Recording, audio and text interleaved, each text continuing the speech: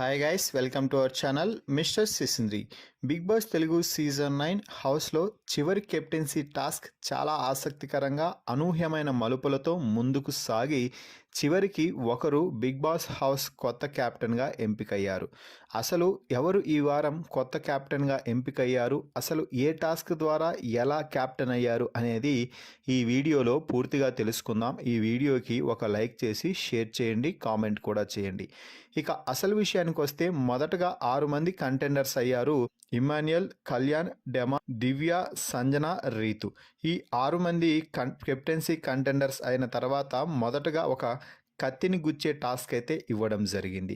ఇది హౌస్మేట్ చేతిలోనే నిర్ణయం పెట్టేయడం, తర్వాత కెప్టెన్సీ రేస్ నుంచి తప్పుకున్న వారు కూడా మరొకరిని తొలగించే అవకాశాన్ని కూడా బిగ్ బాస్ కల్పించడంతో ఈ టాస్క్ మూలాన మొత్తం 4 కంటెస్టెంట్స్ అయితే కెప్టెన్సీ రేస్ నుంచి అవుట్ అయ్యారు.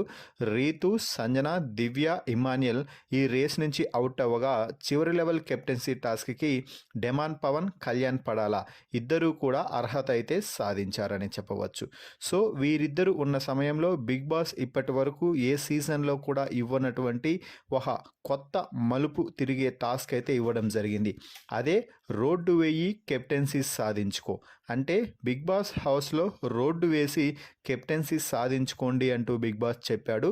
ఈ టాస్క్లో పవన్ కళ్యాణ్ చాలా వేగంగా క్లీన్గా రోడ్డు వేసి కెప్టెన్సీ బ్యాడ్జ్ని అందుకోవడంతో ఇక చివరి అలాగే కొత్త కెప్టెన్గా పవన్ కళ్యాణ్ పడాలా అయితే ఎంపికయ్యాడు.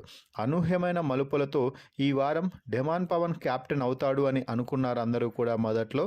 కానీ ఊహించని విధంగా అమ్మ మాటని నిలబెట్టుకుంటూ, అంటే కళ్యాణ్ వాళ్ళ అమ్మ లోపలికి వచ్చినప్పుడు నువ్వు మరోసారి కెప్టెన్ అవ్వాలిరా అని మాట తీసుకుంది. ఇచ్చిన మాటకి కట్టుబడే పవన్ కళ్యాణ్ ఈ వారం అంటే చివరి కెప్టెన్గా ఎంపిక అవ్వడం అయితే జరిగింది.